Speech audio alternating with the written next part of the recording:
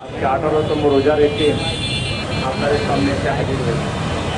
আমাদের এই প্রিয় নগরীর প্রত্যেকটা জনসাধারণ সম্মানিত নাগরিক, আমরা নাগরিকদের কল্যাণ কামনা করি। আমরা আমাদের এই নগরীকে একটি পরিচ্ছন্ন নগরী হিসেবে দেখতে চাই। আজকে এই যে পাশে ফুট ওভার ব্রিজ আছে, এরকম অসংখ্য ফুট ওভার ব্রিজ আমাদের এই নগরীতে আছে, কিন্তু পায়ে হেঁটে চলার সময় আপনার ভিতর থেকে নাড়ি বুড়ি বের হয়ে চলে আসবে, দুর্গন্ধ আর দুর্গন্ধ, ময়লাক্ত। এখানে কোনো প্রশাসন আছে এবং প্রশাসনের কোনো দায় আছে, এটা বুঝবার কোনো সাধ্য নাই। আমরা বলবো যে এই সিটির মেয়াদ উত্তীর্ণ হয়েছে, আপনারা দ্রুত এই সিটির নির্বাচন দিয়ে নির্বাচিত জনপ্রতিনিধিদের হাতে ক্ষমতা দেন, তাহলে তারাই এই সিটিকে একটা পবিত্র পরিচ্ছন্ন নগর হিসাবে গড়ে তোলার উদ্যোগ নেবেন। আমরা বর্তমান প্রশাসকের কাছে বলতে চাই, আপনি রাজনৈতিক কোটায় এসেছেন, সরকার আপনাকে একজন দলীয় নেতাকে সিটির প্রশাসক বানিয়েছে। আপনি আপনার উইল ফোর্সকে যদি ব্যবহার করেন, আপনার যদি বিবেচনা শক্তিকে ব্যবহার করেন, আপনার কাছে দাবি জানাচ্ছি আগামী 3 দিনের ভিতরে নগরীর যতটা ফুট ওভার ব্রিজ আছে প্রত্যেকটা আপনি নিজে থেকে পরিষ্কারের উদ্যোগ নেন। আপনি ডাকছেন নগরবাসীকে, আমরা সাথে থাকবো। আপনার দলীয় কর্মীদেরকেও নামান, আমরা আমাদের জামাতের কর্মীদেরকেও নামাবো, সাধারণ নাগরিকরাও নামবে। আমরা আমাদের সিটিকে পবিত্র দেখতে চাই। সামনে এতেকাফ, শবে কদর, ঈদ, এতগুলো বড় বড় বিষয় সামনে। এই সময় স্থিতিটাকে এইভাবে ময়লায় আবর্জনা স্তূপে আপনার রেখে এইটা কোনো ভালো কাজ হতে পারে না। আমরা আজকে রোজা রেখে এই কষ্ট করছি, আমরা জনগণকে সচেতন হওয়ার আহ্বান জানাচ্ছি, জাগ্রত হওয়ার আহ্বান জানাচ্ছি। আমাদের সবার দায়িত্ব আছে, আমরা সবাই ময়লা যেখানে সেখানে ফেলবো না, আমরা ময়লা নির্ধারিত জায়গায় ফেলবো। আমরা প্রত্যেকে আমাদের বাসাবাড়ির আশপাশ এবং আমাদের দোকানপাটের আশপাশ এবং আমাদের এই নগরীকে পরিচ্ছন্ন রাখার জন্য, পরিচ্ছন্নতা বা ইমানের অঙ্গ। আল্লাহ রাসূল সাল্লাল্লাহু আলাইহি ওয়াসাল্লাম বলেছেন, আত-তুহুরু শাতরুল ঈমান, ইমানের অন্যতম অঙ্গ হচ্ছে পবিত্রতা। আসুন আমাদের এই সিটিকে আমরা পরিচ্ছন্ন করি, পবিত্র করি। একই সাথে মশার উৎপাতে আমরা নামাজ পড়তে পারতেছি না, আমরা রোজা রাখতে পারতেছি না, সেহরি খেতে পারতেছি না, ইফতারি খেতে পারছি না, তারাবির নামাজের সমস্যা হচ্ছে, তাহাজ্জুদের নামাজের সমস্যা হচ্ছে, সামনে এতেকাফের সমস্যা হবে, শবে কদর পালনের সমস্যা হবে। আল্লাহর ওয়াস্তে আগামী 2-3 দিনের ভিতরে আপনারা ময়লাকে পরিষ্কার করুন, মশা নিধনে কার্যকরী উদ্যোগ নেন। আপনি বলছেন মান নাই, আপনাদের দল তো অনেক বড় দল মনে করেন, আপনারা ক্ষমতায় আসছেন, মান দলীয়ভাবে দেন, আমাদের কাছে চান আমরা দিব, আমাদের দল থেকেও আমরা দিব, আপনাদের দল থেকেও দেন। জনগণকেও আহ্বান জানান, এখানে বাক্স বানাইয়া রেখে দেন যে সিটি পরিষ্কার করবো, টাকা লাগে, জনগণই টাকা দিবে। এবং সিটির পরিচ্ছন্নতা কর্মী যারা আছে আর আমাদের জনগণকে যদি আহ্বান জানান স্বেচ্ছাসেবক হিসাবে, তাইলে অনেক মানুষই এই পরিচ্ছন্নতা অভিযানে অংশ নিবে। আল্লাহর ওয়াস্তে ময়লা দূর করুন, আপনারা মশক নিধনে কার্যকরী পদক্ষেপ নিন। আপনি সিটিবাসীকে আহ্বান জানান, আমরা জনগণ আপনার পাশে থাকবো। কিন্তু যদি দায়িত্বশীলতার পরিচয় না দেন, আপনারা কোনো উদ্যোগে না নেন, তাহলে আপনারা সরকারের থেকে জাতির জন্য কি করবেন? একটা সিটি পরিষ্কার করতে পারবেন না, মশা মারতে পারবেন না, তাই এটা তো আর ফ্লাইওভার নির্মাণ না, কিন্তু বিরাট রাস্তা নির্মাণ না, হাজার হাজার কোটি টাকার কোনো বিষয় তো না। বিষয়টা হলো সদিচ্ছা, বিষয়টা হলো আন্তরিকতা, বিষয়টা হলো মানুষের কল্যাণের চিন্তা মাথায় রাখা। একটু উদ্যোগ নিন, আমরা আপনাদের পাশে থাকবো। আমরা আগামী 3 দিনের ভিতরে এই সিটিকে পরিষ্কার করা এবং মশা মুক্ত করার জন্য সরকারের কাছে জোর দাবি জানাচ্ছি। সরকার বাস্তবসম্মত পদক্ষেপ নেবেন।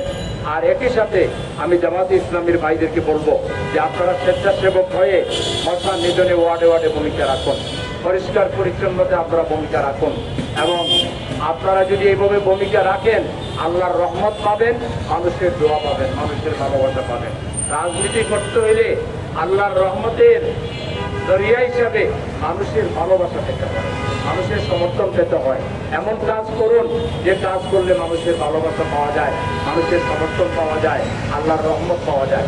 আমি আশা করব জামাত ইসলামী ঢাকা মহানগরী উত্তরের কর্মী ভাইরা তারা স্বেচ্ছাসেবক হয়ে অন্তত এই দুইটা দায়িত্ব তারা পালনে আগে আসবেন, মশা নিধনে এবং পরিষ্কার পরিচ্ছন্নতা রক্ষায়। একই সাথে আমরা বলবো যে এই সিটিকে একটা মানব কল্যাণের নগরী বানানো সম্ভব। এই যে অসহায় বনি আদমের হাত পেতে থাকা, এই যে বস্তিতে যে মানুষগুলো থাকে, আজকে অনেকের মাথা গোজার চাই নাই, আজকে অনেকের পরনে ভালো কাপড় নাই, আজকে চিকিৎসার ব্যবস্থা নাই। এই সিটিতে যে পরিমাণ ডোনাঢ্য মানুষ আছেন তাদেরকে যদি আমরা উদ্বুদ্ধ করতে পারি, তাদেরকে যদি আমরা কাজে লাগাতে পারি, বেসরকারি উদ্যোগেই ইনশাআল্লাহ এই সিটিকে একটা মানব দরদি মানুষের কল্যাণের জন্য এই যে একটা মানবিক সিটি হিসাবে গড়ে তোলাটা কোনো বিষয় হবে না। প্রয়োজন হলো যোগ্য নেতৃত্ব, প্রয়োজন হলো আল্লাহওয়ালা নেতৃত্ব, প্রয়োজন হলো মানব দরদি নেতৃত্ব। আমরা যদি সঠিক নেতৃত্বের হাতে সিটিকে তুলে দিতে পারি, ইনশাআল্লাহ 5 বছরের ভিতরে এই সিটির মানুষ অন্যরকম এক সিটি দেখবে, যা উন্নত বিশ্বে দেখা যায়। আমরা সেই রকম একটা আধুনিক জিএনসিসি গড়ে তোলার জন্য আমরা জনগণকে আহ্বান জানাবো যে আসুন নির্বাচনের দাবিতে আমরা ঐক্যবদ্ধ হই, দ্রুত যাতে সরকার নির্বাচন ঘোষণা করে এবং আমরা যেন জনগণ ভোট দিতে পারি এবং ভোটের মাধ্যমে একজন আমরা মেয়র এবং কাউন্সিলর নির্বাচন করার মাধ্যমে এই সিটির সমস্যাগুলো চিহ্নিত করে প্রত্যেকটা সমস্যার সমাধান করে আমরা উন্নত বিশ্বের যে সিটি প্রশাসন আছে তার মতো করে স্বচ্ছ ট্রান্সপারেন্ট এই সিটির প্রত্যেকটা সমস্যাও জনগণকে জানাতে হবে। আমরা ইতিমধ্যে মানুষ যাতে তার সমস্যা জানাতে পারে এজন্য আমরা একটা অ্যাপ খুলেছি। উদ্দেশ্য হলো প্রত্যেকটা এলাকার জনগণ তারা তাদের সমস্যা আমাদেরকে জানাবে, আমরা নোট করে ভিজিট করব। ইতিমধ্যে অন্তত 50টার মতো সমস্যা আমাদের নোটে এসেছে, যার অন্তত 10-20% আমরা বাস্তবায়ন করেছি, সমস্যার সমাধান আমরা করেছি। আমাদের কাছে আমাদের সামর্থ্যের মধ্যে যেটা সেটা আমরা করেছি, এবং আমরা যেটা আমাদের সামর্থ্যের মধ্যে নাই, যেমন দেশের দাবি, তারপরে আপনার বিদ্যুতের চাহিদা ইত্যাদি ইত্যাদি, হোল্ডিং ট্যাক্স সহ, এটার জন্য আজকেই আমরা এই মিরপুরে আমাদের সমাজে আমেরিকা আমাদের আসলে গ্যাসের সমস্যার সমাধানের জন্য সেখানে একটা ডেলিগেশন দেখা করছে, পানির সমস্যার সমাধানের জন্য আমরা কথা বলতেছি। বিভিন্ন ধরনের যে সমস্যাগুলো আছে সংশ্লিষ্ট কর্তৃপক্ষকে আমরা সজাগ করার মাধ্যমে, সচেতন করার মাধ্যমে তারা যাতে অবহেলা না করেন। জনগণের পয়সায় তারা বেতন পান, জনগণের পয়সা নিয়ে তারা জনগণকে যেন কষ্ট না দেন, তাদেরকে সজাগ সচেতন করা। আমি একটু পরে মিরপুরের ওই রিলেটেড যারা সরকারি কর্মকর্তা আছেন তাদের সাথে ফোনে কথা বলবো, আমাদের ডেলিগেশন দিয়েছে, আমি ফোনে কথা বলবো। আমরা আশা করি আমরা সবাই নাগরিকরা যদি সজাগ থাকি, রাজনৈতিক দলের নেতা কর্মীরা যদি সজাগ থাকি, আমাদের জনগণের প্রতি যদি যে দায়বদ্ধতা আছে এটাকে যদি আমরা অনুভব করি, তাহলে কেউ দায়িত্ব অবহেলা করে পার পাবে না। এখন দেশে একটি দায়িত্বশীল বিরোধী দল আছে জামাত ইসলামী, আমরা কিন্তু জনগণের সমস্যা নিয়ে জনগণের পাশে থাকবো। আমরা কাউকে জনগণের দায়িত্ব নিয়ে তারা ইচ্ছে মতো শুধু নিজের আখের গুছাবেন, অবহেলা করে যাবেন আর জনগণ কষ্ট পাবে, এই সুযোগ আমরা দিব না। আমরা জনসচেতনতা তৈরি করব, যারা সরকারি দায়িত্বে আছে তাদেরও যাতে আত্মসচেতনতা বাড়ে, দায়িত্ববোধ বাড়ে, এই জন্য আমরা প্রতিনিয়ত কাজ করে যাব, দেখা করব। আমরা তাদেরকে সচেতন রাখার জন্য, দায়িত্বশীল রাখার জন্য আমাদের পক্ষ থেকে কাজ করব। সেজন্য আমি সম্মানিত সাংবাদিক ভাইদের মাধ্যমে সিটির জনগণকে আহ্বান জানাচ্ছি, আপনারা আমাদের অ্যাপের মাধ্যমে আপনাদের সমস্যাগুলো আমাদের জানান, আমরা সমস্যাগুলো জেনে ভিজিট করব এবং যেটা আমাদের পক্ষে সম্ভব আমরা সেটা বাস্তবায়ন করব, যেটা আমাদের পক্ষে সম্ভব নয় আমরা সরকারকে, সিটি কর্পোরেশনের নেতৃবৃন্দকে আমরা সেটা দৃষ্টি আকর্ষণ করে সেটা করানোর জন্য, দাবি আদায় করার জন্য আমরা চেষ্টা করব। আসলে এই দুনিয়াতে কেউ অধিকার দেয় না, অধিকার আদায় করে নিতে হয়। এই জন্য জনগণকে সচেতন হইতে হবে, রাজনৈতিক দলের নেতা কর্মীদেরকে সচেতন হইতে হবে, সরকারি দায়িত্বপ্রাপ্ত মহলকে, সংশ্লিষ্ট ব্যক্তিদেরকেও সচেতন হইতে হবে। সবার সচেতনতা, আন্তরিকতা, দায়বদ্ধতা এবং নৈতিক যে দায়িত্ব আছে, এই সব কিছু মিলিয়ে আমরা যদি আল্লাহকে ভয় করে চলতে পারি, এই রোজার মূল উদ্দেশ্য হলো লাআল্লাকুম তাত্তাকুন, যেন আমরা তাকওয়া হাসিল করতে পারি। তাকওয়ার মূল কথা হচ্ছে যে কোনো দায়িত্ব আল্লাহকে ভয় করে, আল্লাহকে ভালোবেসে সঠিকভাবে আঞ্জাম দেওয়া, দায়িত্বে ফাঁকি না দেওয়া, দায়িত্ব পালন করতে গিয়ে জনগণের কাছ থেকে ঘুষ গ্রহণ না করা, দুর্নীতি না করা, দায়িত্ব পালন আল্লাহর সন্তুষ্টির নিমিত্তে করা, দায়িত্ব আমানতদারিতার সহিত পালন করা, দায়িত্ব মানুষের কল্যাণে, এটা আল্লাহর পক্ষ থেকে আমাদের উপরে দায়িত্ব হিসাবে সেইভাবে জবাবদিহির অনুভূতি নিয়ে পালন করা, এটার নাম হচ্ছে তাকওয়া।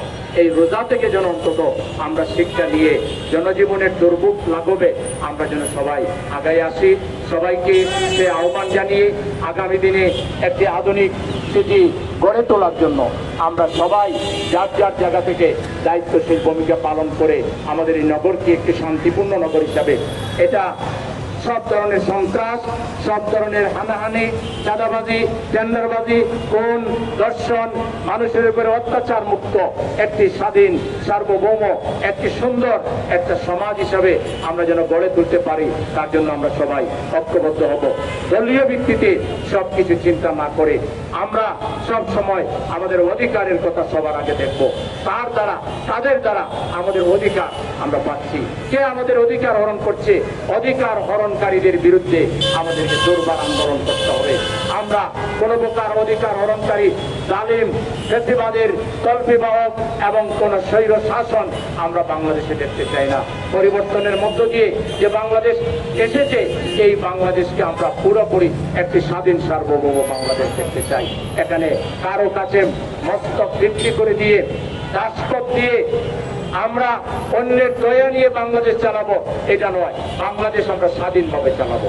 আমরা 18 কোটি মানুষ নিজেরা বুদ্ধি পরামর্শ করে, আমাদের বুদ্ধিতে আমাদের স্বার্থ রক্ষা করে আমরা বাংলাদেশকে এগিয়ে নিয়ে যাব। আমরা অন্যের প্রধানত হব না, আমাদের দেশকে বিক্রি করব না, আমাদের দেশের আজাদিকে আমরা হরণ করব না। এই ব্যাপারে ক্ষমতার জন্য আমরা আমাদের দেশের মর্যাদা যেন বিশ্বের কাছে ছোট না করি। ক্ষমতার জন্য, ক্ষমতা টিকিয়ে রাখার জন্য আমরা যেন অন্যের কাছে দাস হয়ে না যাই। এই ব্যাপারটা সবাইকে খেয়াল রেখে গোটা জাতিকে নিজের দেশের স্বাধীনতা, সার্বভৌমত্বকে অক্ষুণ্ণ রাখার জন্য বিশ্বের দরবারে একটি সম্মানীয় জাতি হিসাবে জুলাই যোদ্ধারা, মহান মুক্তিযুদ্ধে আমাদের স্বাধীনতার বীর পুরুষরা এবং জুলাই যোদ্ধারা যেভাবে মাথা উঁচু করে বিশ্বের দরবারে বাংলাদেশকে উঁচু করে ধরেছে, আগামী দিনে এই পথ চলা আমাদের অব্যাহত থাকবে এবং আমাদের জুলাই চেতনাকে কোনোভাবে ভুলণ্ঠিত হতে দেওয়া যাবে না। জুলাই সনদ বাস্তবায়ন করতে হবে, পার্লামেন্টে সংস্কার পরিষদের শপথ নিতে হবে সবাইকে এবং 180 দিনের ভিতরে এই সংবিধান সংশোধন করে নতুন সংবিধানের ভিত্তিতে বাংলাদেশকে শাসন করতে হবে।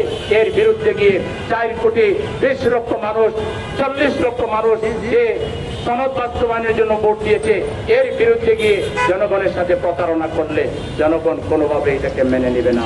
আসুন আমরা সকলে ঐক্যবদ্ধভাবে আমাদের এই প্রিয় জন্মভূমির স্বাধীনতা, সার্বভৌমত্ব এবং এই প্রিয় জন্মভূমির ডেভেলপমেন্টের জন্য আমরা দল মত উঠে উঠে, জাতি, ধর্ম, বর্ণ নির্বিশেষে আমরা এক কাতারে সামিল হয়ে দেশের স্বার্থকে সবার আগে প্রাধান্য দেই। সেই আহ্বান জানিয়ে আজকের এই আয়োজনে যারা আয়োজন করেছেন